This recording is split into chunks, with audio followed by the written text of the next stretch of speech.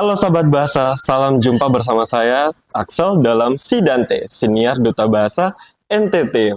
Nah teman-teman, seperti siniar kita sebelumnya, kali ini Sidante hadir lagi dengan seorang narasumber yang luar biasa untuk membahas suatu tema yang tentunya penting untuk kita ketahui bersama.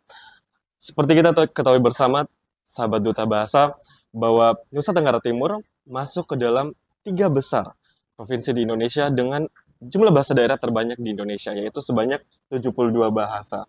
Untuk itu, bersama dengan seorang konsultan bahasa dari Unit Bahasa dan Budaya Kota Kupang, ada Profesor Charles Grimes, PhD, yang dimana kita akan bersama-sama dengan beliau untuk membahas terkait dengan pelestarian bahasa daerah melalui penyusunan kamus bahasa daerah.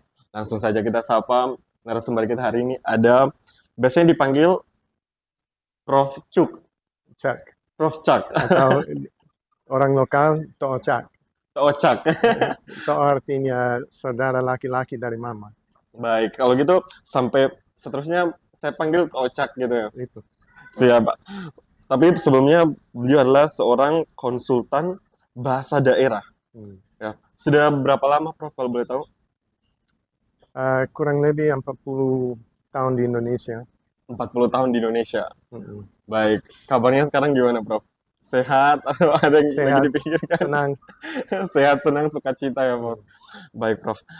Terkait dengan tema kita hari ini, Profesor, terkait dengan pelestarian bahasa daerah melalui penyusunan kamus.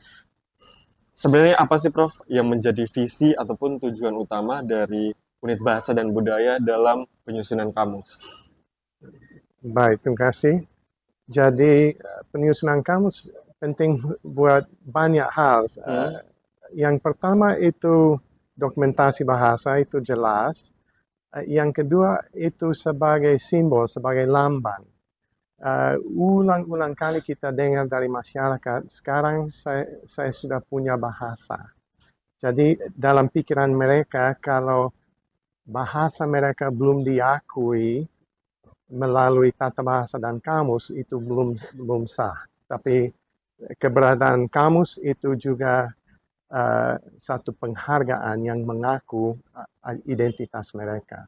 Tapi ada maksud praktis juga, jadi saya bantu-bantu masyarakat di berbagai bahasa di NTT dan Maluku, dan dari waktu ke waktu bisa jarak berbulan-bulan baru saya kembali ke bahasa itu. Jadi kalau saya tidak catat makna kata pertama kali, saya kembali lagi 6 bulan kemudian, saya sudah lupa, rambut sudah putih begini.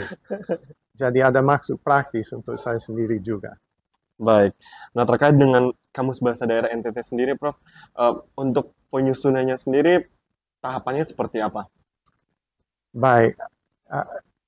Seringkali ini kamus, ada kamus berbeda-beda, dan ada kamus yang tidak bersifat kamus juga, yang bersifat daftar kata. Baik. Jadi kamus sebenarnya bukan saja makna dan golongan kata, tapi contoh, kalimat contoh, ada juga hubungan dengan bahasa purba, ada jaringan kata, jaringan makna, dengan lain-lain. Jadi seringkali yang diterbitkan dengan nama kamus bukan kamus tapi daftar kata. Daftar kata ya. Oke, jadi masalahnya sekali-sekali orang pikir, oke, kata-kata yang saya ingat yang mulai dengan huruf A, misalnya, saya mau daftar. Nah, bisa tapi tidak dapat hasil yang dapat diandalkan. Lebih baik ini rekam cerita nyata, baru transkripsi, baru ambil kata dalam konteks bahasa begitu. Dan itu banyak berguna kalau kamus berdasarkan wacana nyata dalam bahasa daerah itu. Kalau itu kata dicabut keluar dari kenyataan, dari konteks kalimat, itu kurang berguna. Baik. Kalau begitu untuk penyusunan misalnya kamus yang seperti inilah, Prof. Ya. Ini kamus pengantar bahasa Amfoang. Untuk tahapannya sendiri, yang paling pertama biasa dilakukan apa dulu?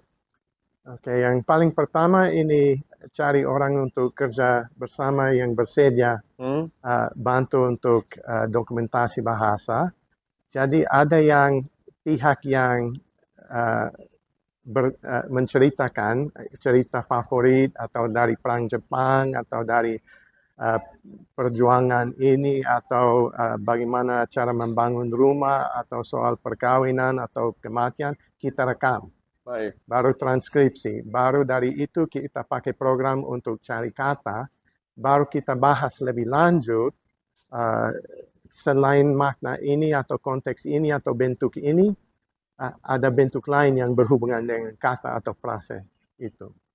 Baik, jadi itu gambaran singkat ya, Prof, dari tahapan penyusunan kamus yang sahabat bahasa semua di rumah harus tahu. Nah, dalam proses itu sendiri, Prof, apakah ada tantangan gitu yang dihadapi, terkhususnya dalam konteks kita di Nusa Tenggara Timur? Apa tantangan yang selama ini Cak dan teman-teman tim penyusun kamus hadapi dalam proses penyusunan kamus bahasa daerah NTT? Oke, baik, terima kasih. Jadi seperti dikatakan tadi, ada sekitar 72 bahasa daerah di Ya. NTT, tapi dari dua rumpun. Ada rumpun Austronesia yang berhubungan dengan bahasa Melayu, Jawa, Bali, Sasak, dan lain-lain, di Filipina dan lain-lain. Tapi ada juga rumpun Papua yang kelompok rumpun Timur Alor Pantar yang struktur dan tipologi jauh berbeda. Tapi di Flores, di Sumba, di Lembata, di Sabundao, ini sebagian besar ini bahasa lebih dari 5 vokal. Tapi orang tulis paksa dengan hanya 5 vokal. Yang di rumpun Papua di Alor Pantar itu seringkali ada 7 vokal masing-masing dengan bentuk pendek dan panjang, atau bahasa Kelamu yang 3 panjangnya vokal dalam kontras. Ada juga perbedaan antara K dengan Ki, ya, Ki yang lebih di belakang K, dengan ada frikatif. Jadi bagaimana ditulis? Bahasa yang belum pernah ditulis, tapi dengan cara yang bisa menjembatani untuk huruf yang sama, itu dikenal dengan bahasa Indonesia. Jangan karang-karang dari Timur Tengah atau dari Amerika Selatan, tidak berguna. Jadi satu hal itu bagaimana ditulis, tapi juga seringkali bahasa berdekatan ada kata yang sama, tapi makna yang mirip, yang berbeda.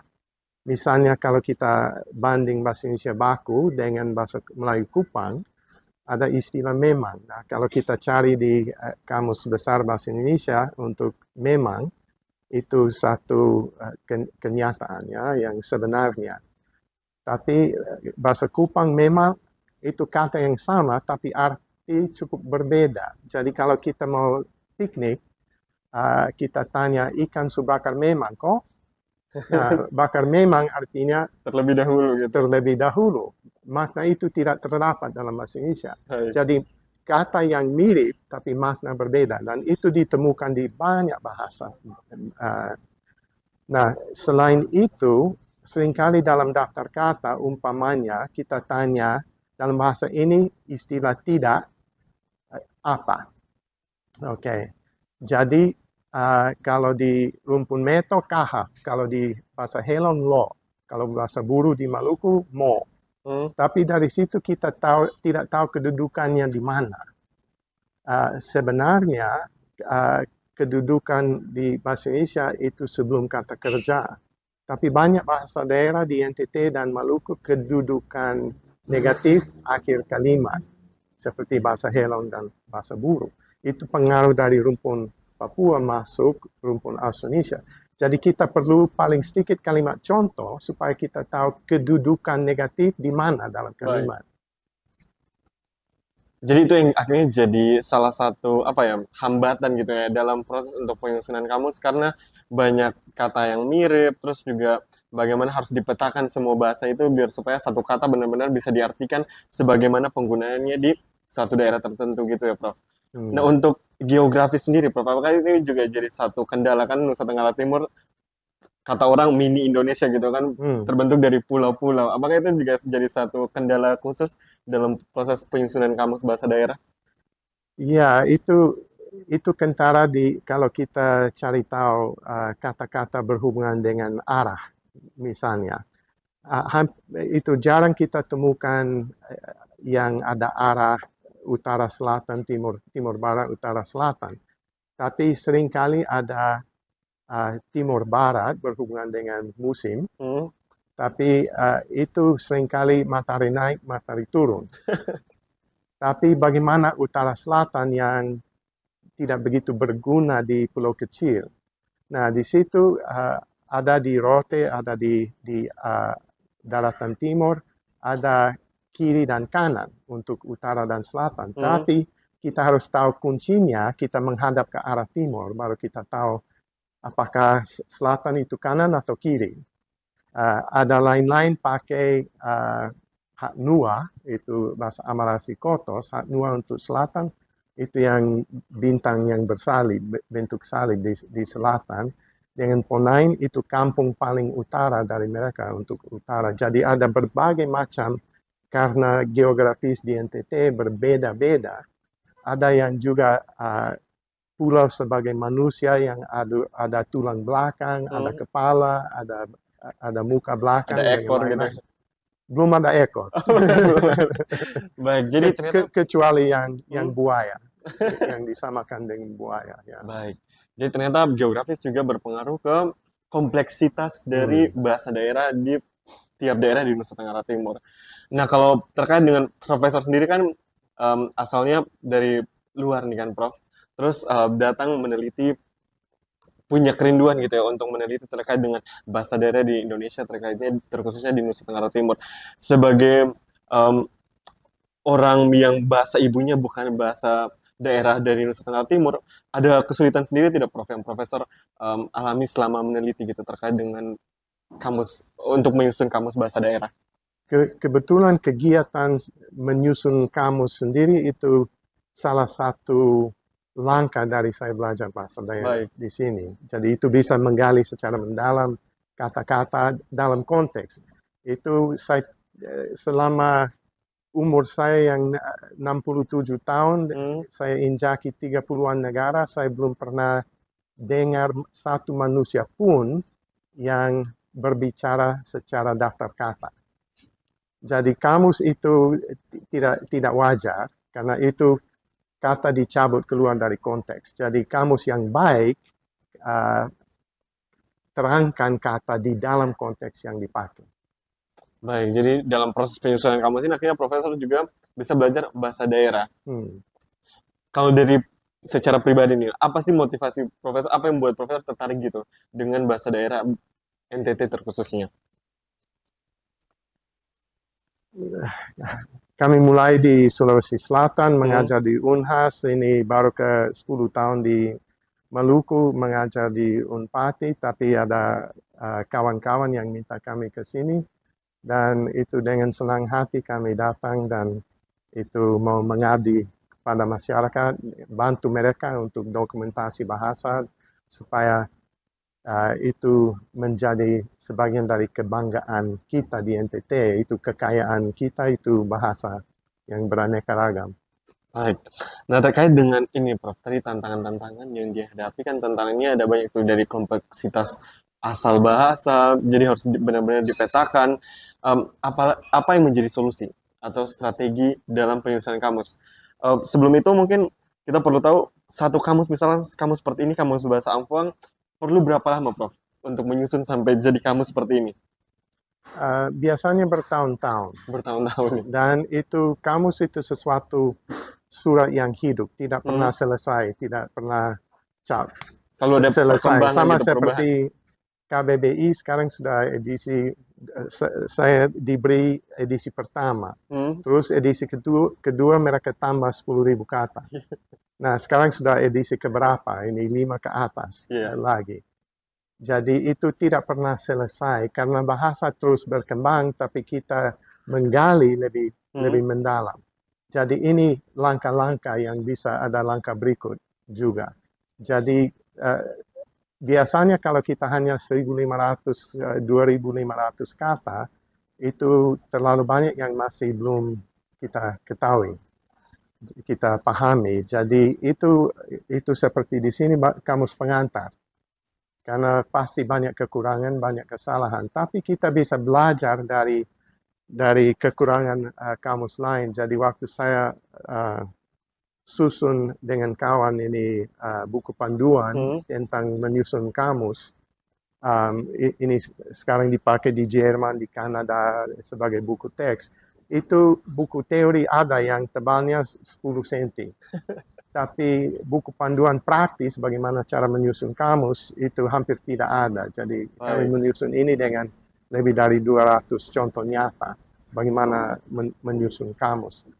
Nah, seperti saya katakan tadi, kita mulai dengan kumpul teks, kumpul cerita dan prosedurnya dan lain-lain supaya bahan nyata, bahan yang wajar ada banyak. Tapi juga kita susun dalam komputer, program komputer yang database khusus untuk menyusun kamus, karena dulu di konferensi penyusunan kamus di Filipina, saya ditanya oleh satu tim dari pusat bahasa di negara lain di ASEAN. Mereka susun secara manual di Microsoft Word. Nah, itu berat mau mati. Ini terlalu berat dan kurang berguna. Jadi waktu mau bahasa itu ditukar dengan bahasa Inggris, itu mereka juga harus kerja manual. Kalau saya hanya klik satu kali, itu 3 detik, satu kamus yang 7.000 kata induk sudah bisa bahasa terjemahkan gitu. Ya, bahasa ampoan Indonesia bisa dijadikan Indonesia ampoan, itu hitung detik. Tapi dari satu database yang bahasa daerah, bahasa Indonesia, bahasa nasional, dengan bahasa Inggris umpamanya, tapi juga bisa tambah bahasa daerah, bahasa Ambon atau bahasa Kupang, karena seringkali Melayu, Manado, Ambon, Kupang berbeda dari bahasa Indonesia baku.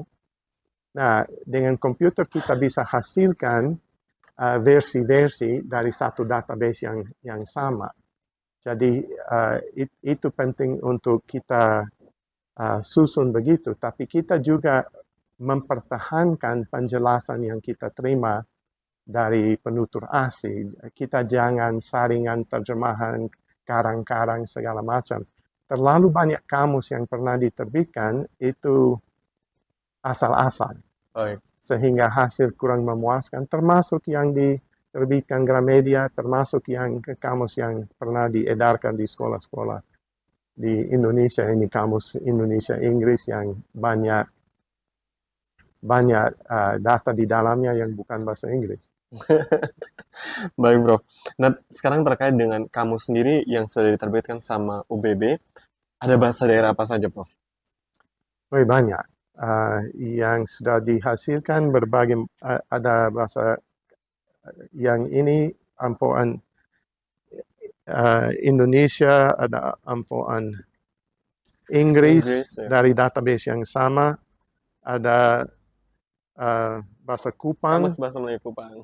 Bahasa Melayu Kupang, tapi ini sudah cetak 2-3 kali dan sudah out of stock. Baik. Nah, ini yang kamus pengantar yang lebih singkat. Jadi ini bahasa Hawu dari Pulau Sabu. Dari satu database hasilkan versi Inggris dengan versi Indonesia sama ke ampoan. Ini kamus bahasa Tewa dari Pulau Pantar. Tewai dari Pantar ya? Ya. Nah, ini dari peneliti dari Eropa, tapi mereka lihat mereka tidak ada jaringan lokal untuk dipasarkan. Jadi mereka minta UBB yang cetak, yang terbitkan, karena jaringan lokal ada. Ini juga bahasa Atadei Demon dari Pulau Lembata. Nah, ini bukan kamus tapi thesaurus yang bergantung bidang semantik. Masalahnya kalau kita mau cari kata itu tidak sesuai dengan urutan abjad, sehingga sulit untuk kita mau cari data di sini karena organisasi lain. Oh, baik. Ya. Ada lagi dari Maluku, ini edisi kedua, sekarang edisi ketiga sudah lebih dari 7.200 kata. Untuk kamusnya sendiri, Prof, modelnya apa saja? Apakah semua yang tadi daftar kata atau ada yang pakai model lain? Kami kurang pakai daftar kata karena kurang berguna untuk Baik. ilmu bahasa perbandingan, untuk analisa linguistik, untuk lain-lain. Nah, di buku panduan untuk para guru, sekali-sekali kami terbitkan daftar kata supaya mereka bisa tahu cara ejaan dalam bahasa daerah. Tapi untuk kamus biasanya lebih lengkap, dilengkapi dengan kalimat contoh, dengan bahasa purba, dengan jaringan kata. Umpamanya kalau kita mulai dengan kata seperti rumah, ada berbagai jenis. Ada rumah batu, ada rumah tiang, ada rumah bambu, ada rumah bertingkat. Tapi ada bahan-bahan juga. Ada jadi ada dia pembagian-bagian dua, jadi, seperti pintu jendela, atap, loteng, segala macam. Jadi dari satu kata kita lihat jaringan kata cukup luas. Jadi kalau kita kasih tunjuk dalam kamus, ini berhubungan dengan ini, dengan cara begini, itu orang bisa belajar bahasa seperti saya sendiri pakai pendekatan jaringan kata untuk belajar bahasa. Kita mulai dari padi, kita mulai dari kelapa. Kalau di rote dan sabu kita mulai dari lontar, jaringan kata langsung Bisa jadi banyak gitu. meluas.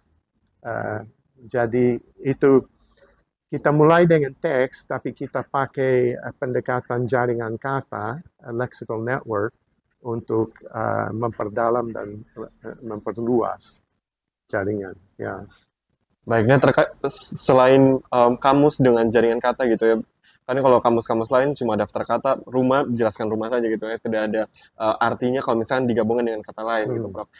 Ada bentuk lain tidak, Prof? Misalkan kamus-kamus yang pakai bergambar kah atau kamus-kamus yang dibuat dalam model cerita grafis atau seperti apa? Ya. Jadi di website UBB bisa dapat banyak kamus dalam beberapa bentuk, termasuk kamus bergambar bahasa Amrasi Kotos yang cukup laku di sekolah-sekolah. Itu gambar dengan jenis ikan, jenis burung, jenis serangga, jenis tumbuhan, segala jenis dalam berbagai dialek. Dan itu seringkali orang susun kamus, mereka mau gabung semua dialek, itu mengacaukan ilmiah. Baik. Jadi kita ambil satu dialek sebagai induknya, dan kalau kita ada tambah kata dari dialek lain, kita harus sebut ini dialek ini, supaya jangan orang salah anggap kata ini itu bahasa itu. Ada yang banyak yang agak salah begitu, sehingga saya pernah dengar dari pemilik toko buku di Australia, ada satu orang Australia susun satu kamus dari Timor Leste, tetangga kita, dan itu ternyata tidak ada orang di Timor Leste yang omong begitu, dengan makna begitu. Jadi banyak orang dari PBB kembali ke Australia minta uang dikembalikan, karena kamus yang mereka beli isinya ini karang-karang, macam-macam, tidak dapat diandalkan. Jadi kita yang penyusun kamus harus bertanggung jawab untuk kerja teliti dan kerja betul. Baik, jadi kamus yang dikeluarkan UBB ternyata ada banyak ini ya, banyak modelnya gitu ya, banyak pendekatan supaya tentunya juga bisa memudahkan masyarakat pengguna untuk bisa lebih mudah mengerti kata-kata yang ditaruh di dalam kamus itu. Nah, untuk kamus sendiri kan sudah banyak tuh yang akhirnya diproduksi oleh UBB. Untuk pendistribusiannya, penyalurannya kemana saja, Prof? Dan biasanya digunakan untuk apa gitu? Ya, kebetulan ada 3 cara yang kita sebarkan. Satu ini edisi cetakan seperti ini, tapi juga ada kamus online. Ada kamus yang bisa download dan muat di laptop, kamus elektronik. Dan juga kami akhir-akhir ini ada eksperimentasi dengan aplikasi di HP. Masalahnya ini program untuk membentukkan aplikasi di HP masih terbatas. Jadi ada beberapa field, golongan informasi di dalam entry yang ini terlalu sederhana. Jadi kita harus seperti abaikan beberapa informasi untuk memuat hanya beberapa informasi yang ada di aplikasi. Jadi kami masih belum muat di Google Play Store karena kami sendiri belum puas. Baik, berarti distribusinya sekarang sudah cukup masif gitu ya. Ya, Untuk ke sekolah-sekolah sendiri, apakah itu langsung dari UBB atau biasanya ada kerjasama gitu? uh, dua-dua. Uh, itu sekali-sekali untuk promosi kita kasih satu kamus bergambar untuk setiap sekolah di satu wilayah. Tapi juga bisa kerjasama dengan pemerintah atau yayasan pendidikan untuk sekolah swasta untuk menyebarkan bahan yang ada. Baik, Prof. Mungkin itu sudah cukup banyak informasi yang bisa kami akhirnya ketahui terkait dengan penyusunan kamus dilakukan oleh UBB. Sebagai pertanyaan terakhir, tapi bukan penutup, Prof. Apa sih sampai dengan detik ini dari yang Profesor dengar sendiri dari masyarakat atau Profesor sendiri rasakan dengan adanya penyusunan kamus ini, dibuatnya kamus ini, apa manfaat yang bisa dirasakan baik dari UBB maupun oleh masyarakat lokal? Ya, kalau kalau UBB hasilkan satu kamus yang dapat diandalkan, ada masyarakat sendiri rasa bangga, tapi juga para peneliti di mana-mana di dunia juga berterima kasih karena ada bahan yang cukup banyak, yang lebih dari daftar kata 100 kata atau 200 kata, yang dianggap dapat diandalkan untuk ilmu bahasa perbandingan, untuk cari tahu ini prasejarah di NTT melalui bahasa dan lain-lain. Tapi yang paling penting bagi masyarakat itu kebanggaan identitas mereka dihargai. Jadi seringkali orang dari luar bilang, oh bahasa Rote satu. Padahal kenyataan bahasa Rote berbagai macam.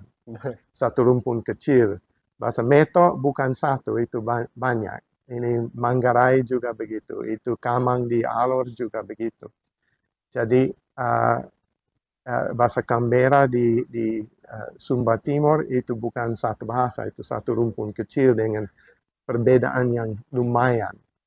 Nah, kalau umpamanya kita hasilkan yang seperti saya baru mulai akhir-akhir ini bahasa Amanatun, nanti mereka rasa, wah, kalau tidak paksakan Meto satu, tapi identitas kami sebagai orang Amanatun dikenal dan diakui, itu satu penghargaan bagi mereka. Itu mereka rasa, ayo, beta rasa puas untuk menjadi salah satu dari 700-an bahasa di Indonesia.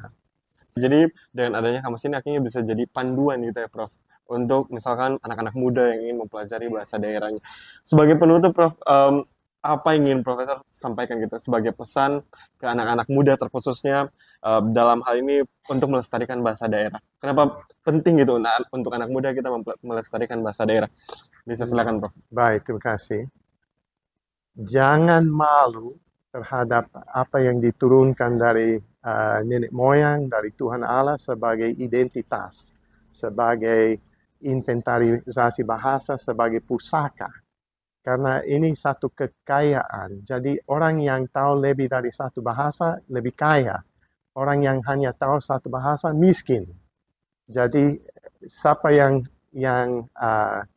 didorong ke depan kalau ada orang dari luar datang, itu orang yang tahu lebih dari satu bahasa. Jadi, tapi jangan sampai Anda sudah menjadi dewasa, tapi tidak ada suara di dalam lingkungan etnis, lingkungan suku sendiri. Karena tidak tahu bahasa dan tidak tahu adat sendiri. Baik, sepakat. Jadi bahasa daerah ini adalah kekayaan kita yang memang harus terus dilestarikan gitu. Kalau bukan kita sebagai anak muda, siapa lagi gitu yang mau melestarikan. Baik, terima kasih banyak Profesor untuk seluruh informasi, segala informasi yang tadi sudah disampaikan. Terima kasih juga sahabat bahasa telah menyaksikan Si Dante hari ini, Siniar Duta Bahasa Nusa Tenggara Timur. Asal ingin tutup dengan satu ini nih Prof, ada pepatah dari Bajawa, dari bahasa Bajawa. Pepatah dari bahasa Bajawa yang bilang seperti ini. Su papa suruh, sa papa laka. Yang arti harafiahnya saling membantu dalam memikul, saling bergantian dalam memanggul. Ini sama halnya dengan pelestarian bahasa daerah menjadi tanggung jawab kita bersama, baik orang tua, anak muda, untuk mari saling membantu dalam melestarikan bahasa daerah sebagai kekayaan kita bersama. Sekian Sidante kali ini bersama dengan saya Axel dan juga narasumber kita hari ini ada Prof. Charles. Sampai jumpa di Sidante selanjutnya. Sampai jumpa sahabat bahasa.